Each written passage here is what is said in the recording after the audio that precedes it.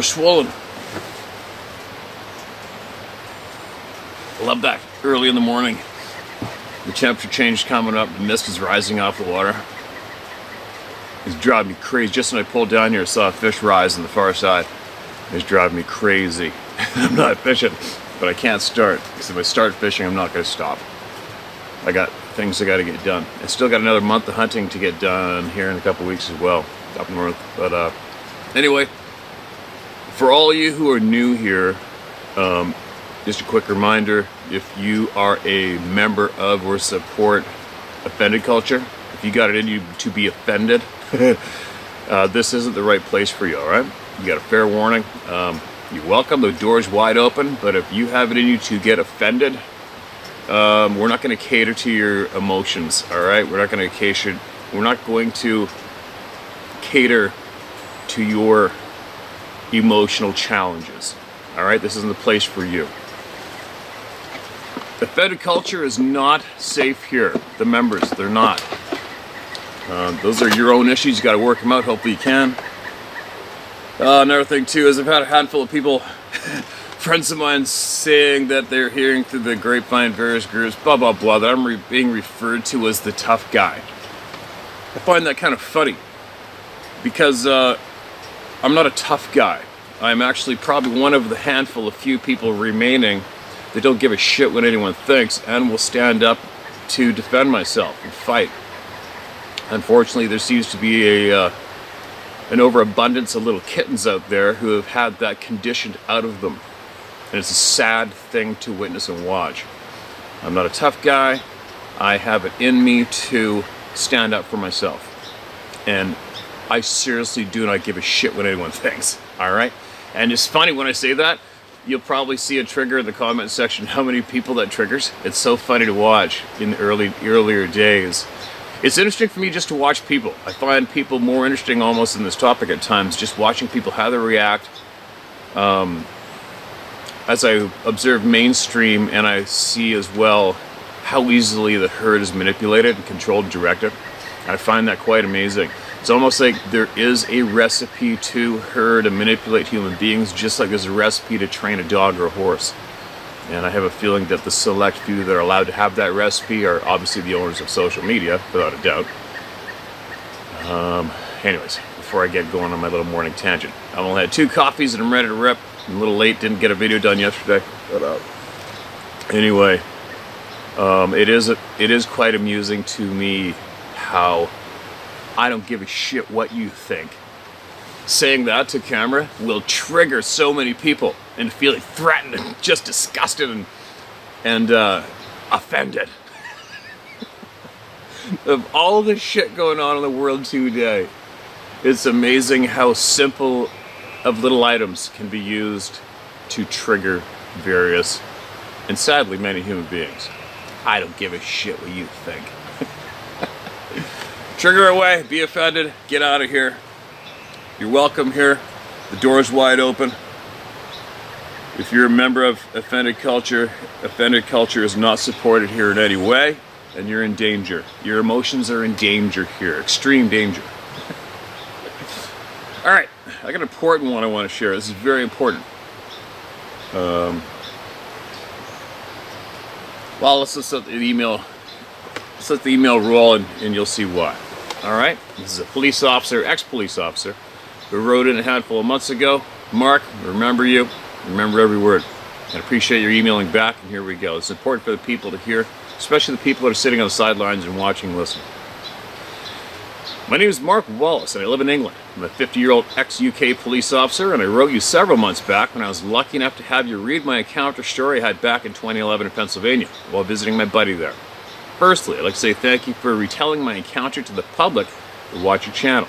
I myself still watch it regularly, and I'm also very curious and annoyed that the governments, especially the US and Canadian, are still cover this topic up and deny any existence of these beings. Surely, on just the safety aspect alone, it would be only right to fully inform and educate the public on the matter, as every day in America and Canada, men, women, and children are setting off into the areas on hikes, walks, and hunting trips where these beings dwell. It's not fair and simply shocking. There's places and areas where you get warnings of maybe coming into contact with bears via verbal warnings and on signs. Also places in the southern states where you get similar warnings of alligators in the area and not to swim in certain places. So why the hell don't we get the same warnings of these big hairy bastards? When I had my encounter, and what I witnessed terrified me to the core, and to this day, 10 years on, I still can't process what I saw that day. There is no mistaking what it was. As I described in my previous email, it was over 8 feet tall, very bulky. It was the shape of a huge man, and it moved like a man, as I also previously described, as it paced back and forth upright just as a man would. But the thing that separated it from being a man, apart from its size, was the noise it made when it roared at me. I won't forget that noise till the day I die. No human on this planet could make that sound. It haunts me to this day. No shit, Mark. It is amazing, and that's why, you know, just for that fact alone, what you just said, that's why, I mean, I haven't really said it too much lately, but in the earlier times, like I said, I'd be sitting on the fence watching this absolute shit show circus go around in circles on mainstream television or mainstream media, YouTube, whatever, as the small group handful of lunatics, passionate lunatics, though, they're passionate about the topic, but there's no doubt they're freaking lunatics, kept this and have kept this topic going in an endless circle of going nowhere. For how many years now? They've enabled this topic to become a laughed out joke. The people who want this topic suppressed and not acknowledged publicly are probably just stroking them in the background and giggling and patting them on their little bum saying, good work, you've done a great work, this topic is so easily suppressed now, excellent, we don't have to do anything, you've done it all perfectly, right? And for the people who have not succumbed to getting caught up in that whirlwind, that drain with the rest of those people of keeping this topic going in circles and going nowhere, for those people, their minds, guaranteed, like mine, have gone, okay, I've seen one of the damn things, why are we being lied to? Why?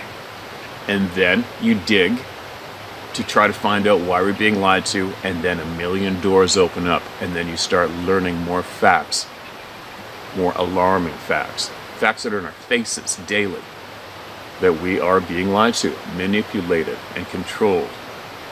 Why?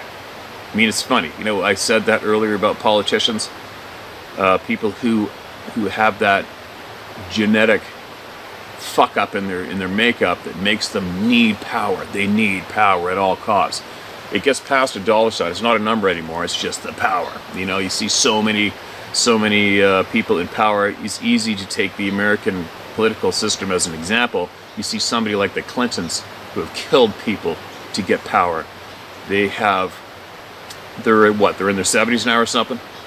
They have grandchildren. They can basically have a home anywhere in the world, set foot on any beach on the planet, but still at that age they have that fierce drive to have power at all costs. It's like, what the hell? What's going on? What's going on? Why? I want to know why, right? It leads to, this is a whole bunch of shit going on that is very confusing, and I want to know why. And this topic is one of the easiest, I feel, to deliver to the world that we're being lied to. How can you take who knows how many people now, right? You got to admit, I mean, what is there, almost 225,000 subscribers on my channel alone, and I'm just a regular human being like the rest of you out there. And the only reason you're subscribed to this channel is because you're curious to know what the F is going on. You're curious to this topic, you want to hear, you want to gain knowledge, you're tired of hearing from people who want to control what you hear, and you want to learn. But how many of those people have seen these things, have come forward? How many? I haven't a clue. I would never even I could never even guess. I can't even throw out a funny guess at how many people have had these experiences. And what an amazing effort. It's almost like, wow, well done to you power-monging sons of bitches out there who have managed to keep this topic suppressed so well. It's almost like you want to say, wow, well done. That is a hell of a thing to pull off with this many people seeing this shit firsthand. It's amazing to me. What a job. What a crazy, well done job for getting something done that you want done, right? Can you imagine? Imagine what it would take to be able to suppress tens of thousands of human beings who have seen these things and manage to manipulate the majority of them to be too ashamed or scared to talk about this openly. You imagine that skill? If you had that skill to manipulate that many innocent, hardworking, good, honest people, imagine what you could do with that power on this planet. But it's pretty obvious what they are doing with that power on this planet today, right?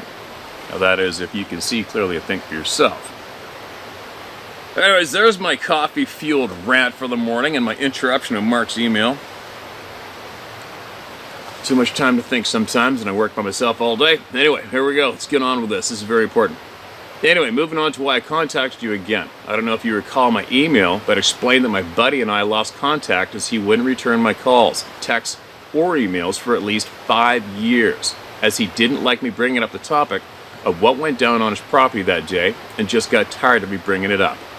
We butted heads over it from the day it happened, as while I was still laying at his home on vacation, still staying at his home on vacation, and had 1 week left of my stay after the day it happened, he made me promise to keep it secret from everyone, including his wife, which I just didn't agree with, and pointed out to him that the thing could come back prowling around the property, and if it wanted to, it could kill anyone in its path with ease. We actually had a physical fight over this, as I felt very strongly about feeling the need for people to know what I'd seen, and he just wouldn't have it, and basically threatened me that if I told his wife, he'd fuck me up. As we're both ex-boxers, we went at it and made quite a mess of each other. I didn't add this detail on my previous email, but I feel it's relevant to add it now, as this new email is about my buddy getting back in touch with me and apologizing about everything. As he'd been such a close friend years previous to us falling out and fighting, I reached out one more time to see if I could get through to him.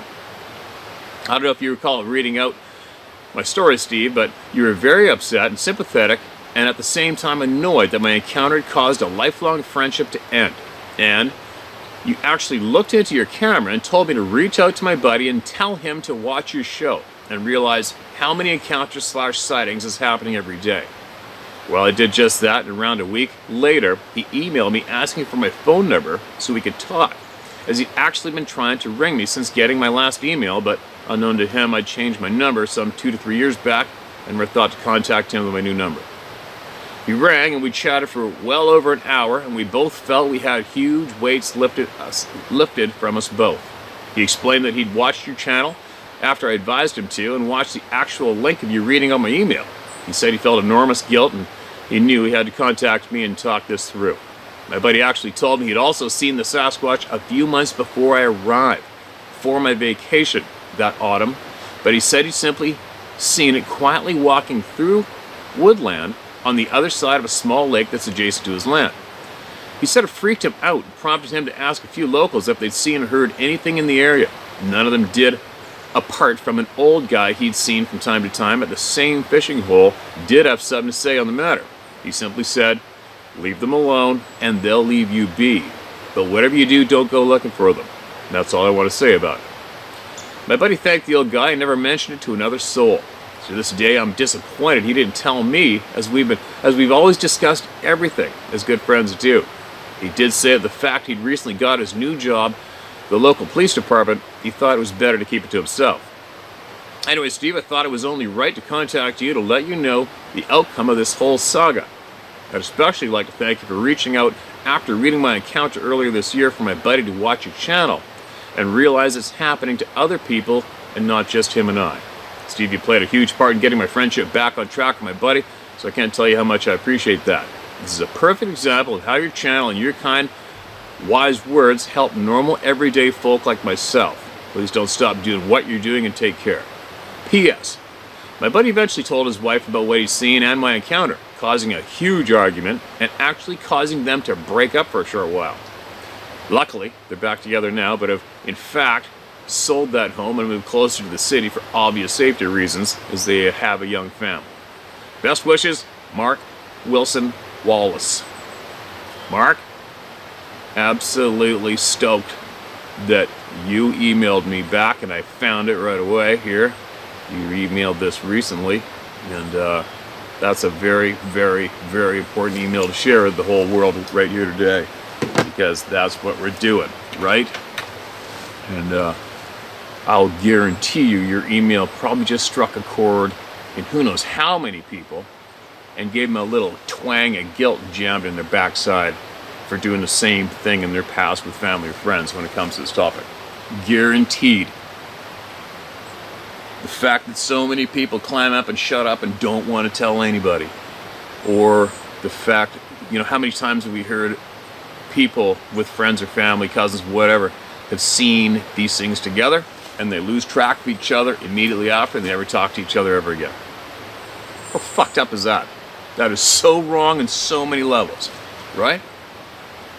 I still don't understand it myself.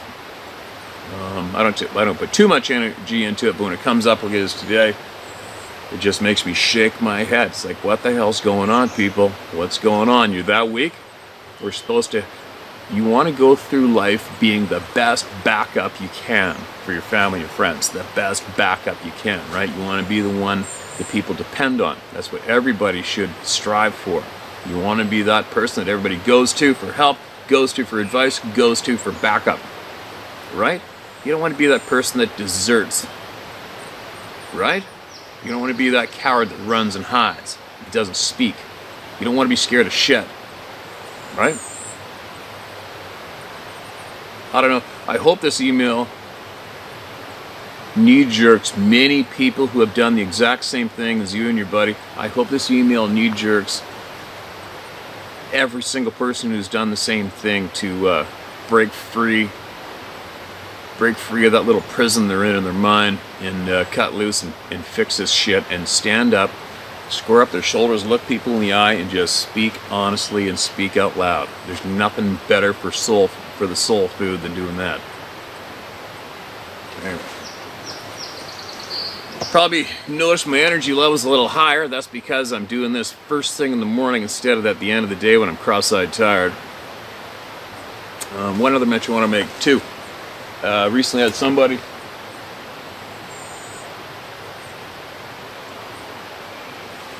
someone email me. It took me a while to give them my mailing address. They're going to email me a book they put together on this topic. It's a person from Alaska. I can't remember if he's a biologist or not. I think possibly. And we'll tap on that topic and that person later on once I get what he wants me to share with all of you once he gets it to me. But in the meantime, he did make a mention that he knew of a First Nations person near the small town of Lillooet, British Columbia, and that's where I am absolutely familiar with Lillooet. I know many people in that town. I live just up over the mountains from it. Traveled through there a gazillion times, hunted around there, trapped wolves around there. I know numerous people who have had numerous experiences with these beings around there.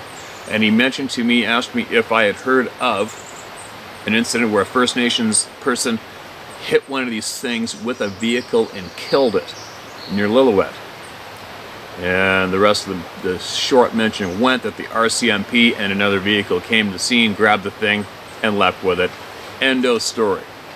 Now, from what I gather so far, this person seems to be quite credible to me, and if he was willing to share that tidbit with me, there must be a lot of weight to it. So what I'm saying is, all my friends out there in Lillooet or Pemberton, Cache Creek, Williams Lake, Kamloops, wherever, if you have any knowledge of that experience, that episode, see if you could possibly email us about it and share some tidbits with us. It'd be interesting to know what happened.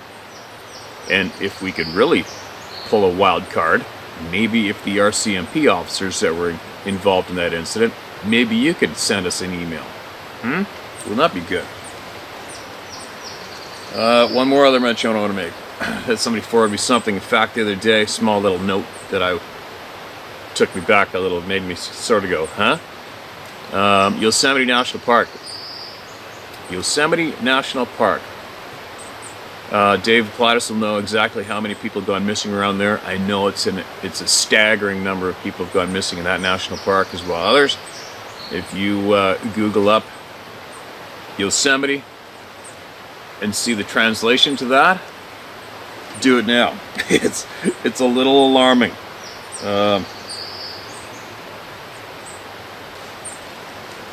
If you can't do it, just for the curious, the word Yosemite directly translates to those who kill. How's that for a wow? Absolutely numerous people have gone missing in the national park, Yosemite National Park, and it turns out the name of that park originally translates to those who kill. Wouldn't that be interesting for one of our sleuths to dig into that one and find out why? Who named it and why? Right? A little alarming. Creepy shit. Now, while I'm here, I gotta get going, get some work done, but let's get some. I gotta go down to the bottom of my list and find people I've missed. What do we got? Alright, getting on with it. What do we got here, Mark's Red? An odd night. Hi Steve, here's a story for you. One of three that I can't explain.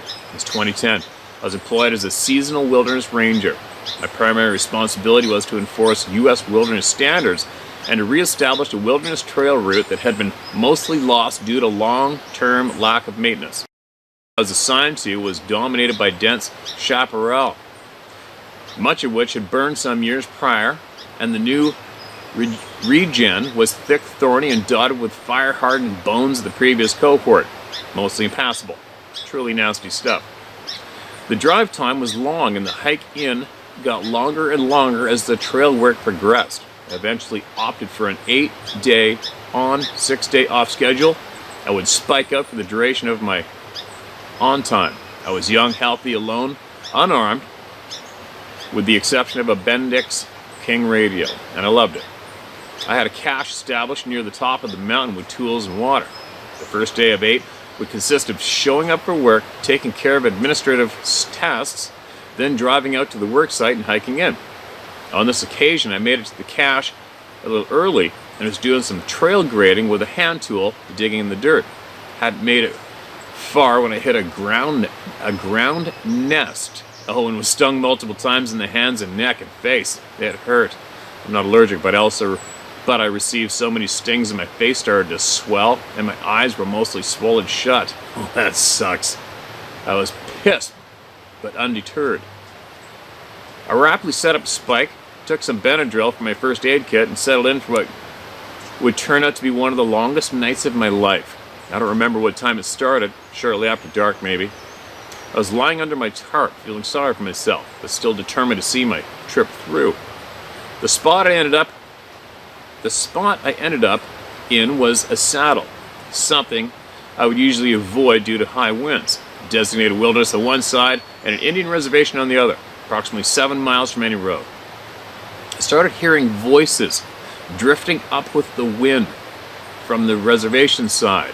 This was odd to me, as this was a very remote location, and that summer I had only encountered 2 other hikers, although truth be told I had never ventured onto the reservation. I discovered evidence of past illegal pot grows in the area, farther down the slope on the wilderness side. Black plastic tubing and trash. Nothing that I thought was active. Anyway, when the voices started, I could tell they weren't speaking English, and it sounded like maybe they were partying. Then I heard it. A blood-curdling scream. It was so loud and lasted so long that I thought a woman was being murdered or tortured. And I was immediately on edge and made sure my radio was working. It was not. I had an extra battery that was also dead, even though I had grabbed them both off the charger that morning and had not turned my radio on. Shit. The voices and screams continued. I couldn't believe my ears. I consider myself a skilled woodsman with decent experience, as well as prior military service. I guess I was trying to rationalize what I was hearing, and thought perhaps there was some kind of ceremony taking place on the reservation. Something outside my culture that I didn't understand. The next scream I heard didn't come from the reservation, though. It came from directly below me on the wilderness side. I felt extremely uneasy and was surrounded at this point. I had an overwhelming urge to leave, but decided to stick it out due to my still limited vision. It was a windy night and several fire-killed conifer snags came down in close proximity to my makeshift camp. I didn't think this was odd at the time, as I was focused on the vocalizations, and the overhead hazard was the primary reason I would normally not camp in that saddle. Voices and screams continued throughout the night, sometimes getting louder, sometimes fading off. I felt like they were covering incredible distances given the terrain. I did not sleep. I was clutching a hand tool. I could not believe what was happening. The next morning at first light, I packed up my gear and left. Needless to say, folks back at the station were surprised to see me. I was in rough shape and told my supervisor that I needed to report a potential rape or other violent crime that might have occurred the night before. I relayed my story, but was feeling less and less confident in what I had heard the night before. I was exhausted. I wanted to sleep. After chatting with the district wildlife biologist, he played a series of cougar mating calls for me in an attempt to identify what I had heard. Part of my story was that I didn't think the sounds were human. People were looking at me sideways at this point, and I took the opportunity to identify the sounds I heard as similar to the ones he played. However, that is not what I heard on the mountain that night. Thanks for all you do. I wish you remain anonymous. All right, man, you got it. Thanks for that. Email, share, and you know by now, you've already been looking into it. You know what you heard, right? You heard exactly what tens of thousands of other people have heard in the woods. You heard it. There's no denying it. It's not going to go away. It's probably etched in your brain like a frickin' tattoo, right? And again, there's another classic, typical reaction is not really telling your superiors what really went down, right? Fear of ridicule or termination, probably. It's unfortunate. I'll tell you what, everybody's becoming much more brave this year, aren't they? The amount of people coming forward is staggering. But how can't you? With all the insanity going on in mainstream today, absolute insanity, how can you not just come out and blatantly talk about what you've seen or what you heard? It's nothing compared to the horse shit and circus going on today, I'll guarantee you that. Anyway, what else do we got? Red eyes in the woods. Steve, it seems that you're right that there may be some connection between weird paranormal experiences and the Sasquatch or Bigfoot. This story happened when I was in college and it was witnessed by 5 of my friends also.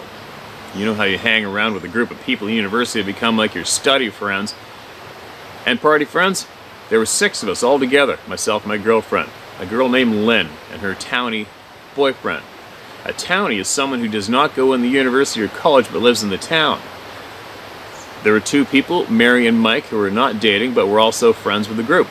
One lazy Saturday afternoon, we were hanging around together on the first floor of the girls' dorm. We ordered pizza, and I was relaxing in the chair reading something when my girlfriend and Mary came running up and said they had a wonderful idea of something to try. They're going to make a Ouija board. I told them they should not do this, and that I did not think it was safe, and that they could have something happen bad to them. They promised they would not do it. You know that when girls promise things, it's not for sure. I went on to bed in my dorm room I was sleeping at 2 in the morning, and I got the screaming call in the intercom to frantic girls with blood on their faces and arms and from scratches. They made a Ouija board with the cardboard and used the glass as a pointer. The glass started to move under the fingertips, and then they got scared and tried to let their hands off of it when the glass started to spin around on its own on the cardboard and then flew against the wall and broke into a lot of pieces. This is where they received the cuts. It was lucky that nothing hit anyone's eyes. The next week was kind of crazy, where the people that were involved, which was my girlfriend Carolyn, Mike, who had snuck into the girls' dorm, and Mary, all 3 of these people were having nightmares and very much on edge. That following Saturday was Mike's birthday, and Lynn said, let's take Mike up the mountains, so we'll give him a birthday party. Well, I piled into my car. On the top of Holston Mountain is Holston Lake, and this is where we drove to late in the evening Saturday night. I parked my car on the rock beach, and everyone got out, and we started to gather firewood from the nearby woods and driftwood from along the beach. We got a nice little bonfire going, and we cracked open some beers and started to enjoy ourselves. Right at that moment, we started to hear steps in the wood edge right next to us. It was not very far away, and it certainly looked like you would hear and see someone walking right there. It sounded like someone walking on 2 feet, not like a dog or a wolf walking on 4. One step, then another step, then another step, like this. Mike and I had flashlights and we swung them around facing directly at the source of the sound. Directly in the flashlight beam, there was 2 glowing red eyes looking right back at us. You couldn't see much of the face and only a little bit of the shoulder, which did look like it was covered with some dark hair. Within 1 second, it had turned and twisted out of our light. We scanned around with the flashlights, could not find it again. It was very strange because it was very close to us, and only 1 layer of trees between us and it, so it was not easy for anything to disappear like that. Try as we might, we could not find it again, and there was no more sound after we hit it with the flashlight. We went back to the fire and tried to relax, and the noise started again. Someone walking just inside the very first layer of trees, stepping slowly and making noise in the leaves. We swung the flashlights around, but this time we could not pinpoint it. The noise stopped. We went back and tried to enjoy ourselves, cracking open a new round of beers, and then stepping sound started again. The girls at this point were starting to get panicked and hysterical. I didn't know what I was dealing with, but I thought that it might have been a wolf. But where I saw the eyes would have been too tall for a wolf standing on the ground. I know it sounds fantastic, but I actually had just finished making a fantasy movie as a school project, and the back of my trunk was all the props. There was a 36-inch long broadsword that I had constructed with a knife maker that I had made friends with at the university. I told everyone that I would go get this, and in case it was something bad, I'd be able to cut it in half. Lynn said that we should at least cut the cake, and then we could go, so let's quickly cut the cake for Mike. We brought the cake out, opened up the cover, and just started to cut the cake when from the area of the woods where the eyes were seen, this incredibly loud scream growl came. It was so loud that it bounced off the mountains in the distance and came back as an echo. It is the type of scream growl that makes you scared inside, even if you're a brave person. Everyone ran to the car. I was the closest to the sound with the sword in the sheath in one hand and a beer in the other. I ran too. For 2 steps, jumping over the fire. I realized that it would be on my back. I summoned my bravery and drew the sword and spun around to meet the attack. It was not there.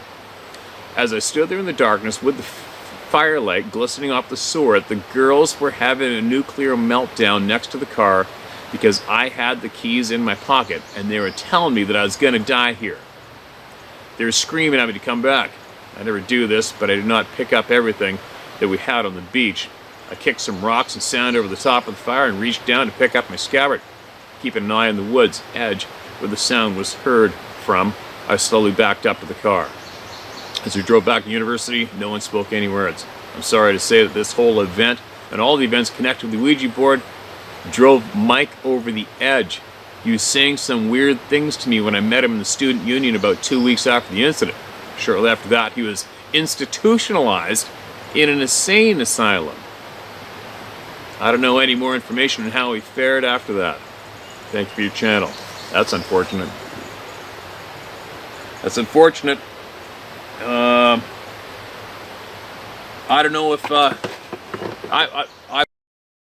if I had to be asked what I thought, not that my opinion means shit, but I don't think there's a connection with these beings and those boards. And I do have experience with one of those damn boards when I was about 19 years old. I was at some friends in another small town on Vancouver Island, and somebody pulled out one of those things. There's a board about that big, brown, with all the letters on it. And there was a plastic thing on 3 legs or something. And everybody would put their fingers on it gently. I think 3 people. And they got me to do it. And I wasn't feeling too cool about it. And these girls started asking this thing questions. And they would go to yes or no. And, you know, are you here? Or somebody here? And go, yes. And I'm like, and I wasn't moving that thing. But I couldn't guarantee that the girls weren't moving that plastic thing. But it was definitely starting to rip around that board, right? And then I asked it. They said, go ahead and ask some questions. I went, all right. And nobody knew any of my family members' names, or any. I have some Norwegian descent names that aren't your typical names. And I asked that board, first asked how many sisters I had. went to the correct number on the board, and nobody knew in that room, and I'm like, uh-oh. And then I got it to spell, I asked it to spell a name, and it was a Norwegian name, and it spelt it. And I went, I'm out. I wouldn't want anything to do with that world. I'm out. Leave it alone. And I'm not into it. I'm just not into that shit. Still aren't today. I'm not into it. I don't want nothing to do with it. But, so that's my experience with those boards. I think it might have, I think it's possibly a coincidence that you guys had that Ouija board experience, and then later on in the woods you had one of those experiences. I think I'd probably just chalk that up as bad luck twice in a row. Myself.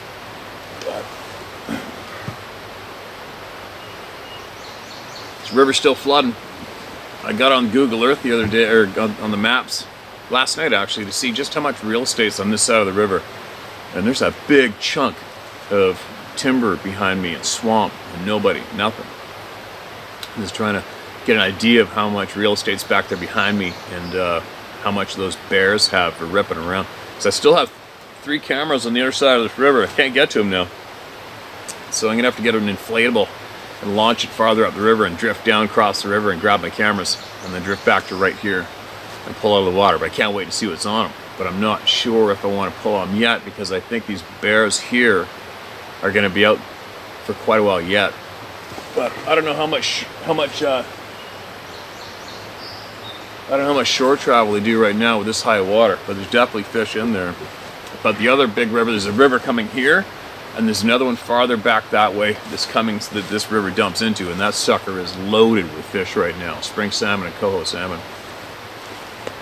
But anyway, quick mention on that. It's a little, remember last summer I thought I got a picture of something in the bushes back there and I circled it in red? And right now I am very convinced that I got a picture of something. It's back in the videos on the YouTube channel. Alright. What do we got? Here's another one. Alright, here we go. Titled UFO/Bigfoot. Hi Steve, love watching your show. And the stories you have shared has given me the courage to share my stories. Perfect. I've told some close friends and family members of my encounter starting in August of '66. It was the week of my 8th birthday. My grandparents owned a private beach in Cape St. Mary's, Maryland, on the Patuxent River. Sorry about my pronunciations, they suck sometimes. Patuxent. A family friend, Tony, asked my grandpa if he could use his 18-foot cabin cruiser that my grandpa built. It had a 75 horsepower Johnson on it. He wanted to take me fishing with his friend, John, for my birthday. At my age, I knew the river like the back of my hand. I knew the best fishing and crabbing spots from all the trips on the river my dad. We were about 15 miles from the Chesapeake Bay. That's where we went to catch spot fish. Fished all day, caught 32 fish. Started back up the river around 7 p.m. We anchored the boat a half a mile from our beach next to a navigational buoy, which had a flashing white beacon for large vessels coming up the river to Benedict Power Plant. I could see the lights on at the house and the spotlight that is turned on when we are out at night on the river. Tony and John were drinking all day. While they were in the cabin cleaning the fish and still drinking, I was looking at the spotlight while fishing. It was a clear night. You could see all the stars. All of a sudden, a bright orange light appeared over the house. I knew that my grandparents and a couple of neighbors would be playing cards. They did every night when my grandpa was there. My 2 girl first cousins were also there. They were 7 and 9 years old. While I watched the orange light, it started to lose its bright orange glow to a dark red. Lightning bolts came out of it, and all the lights went out in the house. The spotlight went out, and the neighboring house's lights went out also. At this point, I could make out its shape. As I watched it land in the field next to our property, it wasn't visible anymore. I told Tony and John that a flying saucer landed in the field. They were so drunk they laughed at me, so I went back to fishing. Approximately 30 minutes later, the object started rising above the field, moved over the house, lightning flashed again, and all the lights came back on.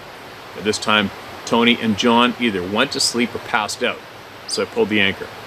Started the boat and headed to shore. When we got to the pier, I tied the boat up and ran upstairs to the house. Up the stairs to the house. I ran in and said, "Did you all see the flying saucer?" They all stared at me like I was crazy. I heard them say how much? I heard them say, "We saw a bunch of red lightning." Then everything went black. They didn't remember for how long. My two cousins both were complaining of head and ear aches. My grandmother was tending to them. Everyone left and went to bed. I was an early riser. I always got up at 6 a.m. to go down to the beach to fish or catch some crabs. My grandma would call down to me when breakfast was ready. But that particular morning, my grandpa was up before me. I went looking for him. I noticed the water hose was stretched out to the field next to our property. My grandpa always burned the field in July each year to keep the bugs and snakes away. I asked him why he was burning the field again. He showed me the big charred circle in the middle of the field. He looked at me and said, "I believe you saw something last night, but you can never tell anyone." He, my dad, and my mom both worked for the government. He said not to talk to any strangers. I said, okay. The following summer, my grandma, two cousins, and I were alone during the weekdays during the summer. Grandpa, Dad, and Mom would come down on weekends. During the summer, during the nights when it was really dark outside, these beings, which I thought were men in gray skin tight suits, would take my two cousins out of the house. I'd always sleep with Grandma, I guess, because I was the only grandson. When one of the gray men tried to take me, she said, "You can't take him." My grandma was a devout Christian woman. She wasn't afraid of anything. She kept me in a tight hug. I thought it was all a dream until they came 2 more times. I do remember being carried to the field. After that, everything was blank. After that summer, my grandpa sold the beach property. I was so devastated. I was so mad at him. I found out 4 years later why he sold it. My grandma told him of the gray man. My cousins and I only spoke of what happened once and swore not to tell anyone. They remembered being carried into the field and then blacked out. That's the end of the story. P.S. Both my cousins died of cancer. No one in our family ever died of cancer. Second story is in '85. My grandparents had a house in Cabin John, Maryland. In the back of the house is all woods which backed up in the Potomac River. As a kid, my friends and I always played and fished in these woods. Now, in order to get to the river, you had to access the C&O Canal. We never had to worry about people bothering us in the late 60s and early 70s. Well, in '85, I decided to camp out for the weekend, so I'm guessing on the river for the weekend. The woods were considered National Park. National Park police patrolled the river banks on horseback, so I had no worries. I set up a campsite at a spot in the riverbank where I knew I could wade out a good distance to fish. Caught some nice bluegill, pan-sized bass, 7 fish in my chain stringer. I cleaned 3 fish and had a good meal, had a good fire going. Left the other 4 fish on the stringer attached to a spike I drove into the ground. I went to sleep around 11 p.m. I woke up 5:30 to go fishing. You know, early bird gets the worm type thing. Well, when I came back to check the other fish, they were gone. The spike was there, but the stringer was gone. I looked around and found the stringer hanging on the front support of the tent. Thought one of my friends was playing a joke on me because I told them where I would be if they wanted to come by. Well, I grabbed the stringer, got my fishing pole, and a little box of lures strapped onto my waist. I waded out about 50 yards. The water was waist high in a couple of areas. I got to a spot that was knee deep. Caught two 2-pound bass. One 18-inch catfish, 3 bluegill. Started heading back to the bank. Got about 10 feet from the bank when the fish splashing like crazy. All of a sudden, out of nowhere, this creature, which I estimate to be around 8 to 9 feet tall, dark brown reddish hair all over its body. Arms were very muscular. Chest was at least 5 feet wide. Had like an ultimate bodybuilder's body. Wishing I could look like that, it didn't make a sound. I can tell it was looking at the fish. Not much ever spooked me since my childhood encounter. I wasn't afraid. It didn't seem threatening. I raised the stringer of fish out of the water, and its facial expression was like that of a child getting a toy. Then it hit me. That's where my other fish I caught yesterday went. I took the fish off the stringer one by one, starting with the catfish first. Threw up on the bank next to his enormous feet. He grabbed it. Waited for the others. I gave him all the fish. Yes, it was obvious it was a he. He had the biggest member I'd ever seen. A humorous note. I didn't think there's a woman in the world that would be able to handle him. I took the fish. He took the fish and left me alone. It was amazing how fast he was gone. The wind was blowing from behind me. I hadn't noticed the smell until I got up the bank where he was standing. I'll never forget that smell. It smelled like it should be by the river on a hot day. The footprints it left were big. If I put both my feet together without shoes, that's how wide they were. My feet are 13 inches long. I estimate his were 20 inches using my foot as a guide. I packed up my campsite, left and went home. I told my mother, who was living with me at the time. She told me she saw what she thought was a large monkey, the same color I described back in '45 when she was 16, while she was walking on the C&O Canal towpath around Loch 9 or 10, which is where I was camping. A whoop in the woods towards the river. She followed the sound and saw what she thought was a 5-foot monkey about 10 feet up a tree looking at her. She said it whooped at her 2 or 3 times, then climbed down the tree in one motion and walked off towards the river. I hope these stories will help others come forward without fear. I was afraid for so long, thinking men in black were going to show up and take me away. But since watching your show, knowing millions of people know these beings exist, gives me some comfort. I didn't give more detailed description of the Bigfoot because all the stories you have told of people's descriptions are so alike. All I can say, I know what a happy one looks like. Thank you for all you do. Hope I will see you read my story on your show. Thanks. Best regards, Mike. That's a handful, Mike. Holy shit. You know what? I would imagine there's probably a handful of people out there groaning with the UFO mention. But today, the governments, for some unknown reason, are coming forward with their knowledge of UFOs, their existence, fact that they are real. And you know as well as I do, if they are doing that, it's only because there's some pressure on them from somewhere else that we can't see. That's the only reason various governments in the world today are acknowledging UFOs' factual existence today. It's not because they give a shit about us. It's because they are feeling pressure somewhere that's pressuring them to acknowledge it publicly. And that's where my brain goes, why? Why? What's going on, right? What's going on? Anyway, Mike, thanks for that share. Those are some incredible experiences. And that's also possibly an email that your typical member of the Bigfoot Sasquatch community is going to shuffle under the carpet and under the mat because they don't want to talk about that shit, right?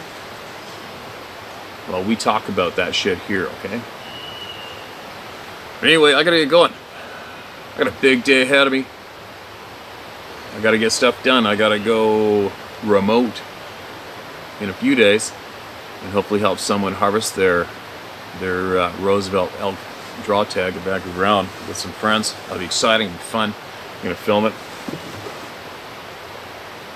And soon, as soon as I get caught up and hunting season's over, I'm gonna be hammering on these rivers, steelhead fishing and filming and showing you guys lots of stuff. So, I have a feeling that this segment on YouTube is going to knee-jerk a handful of people to mend that friendship that they've lost because of a shared experience. I'm pretty sure it's going to happen all because of our first emailer today from the UK. Thank you so much for sending that email, and I can guarantee you that email is going to help someone mend a relationship that was lost because of the experience they had that they didn't ask for when they joined the Club of No Return, right? So that's all I got right now. That's not all I got, but that's all the time I got right now. I gotta get home, take advantage of the daylight. The days are shorter. You gotta get shit done. I'll be back.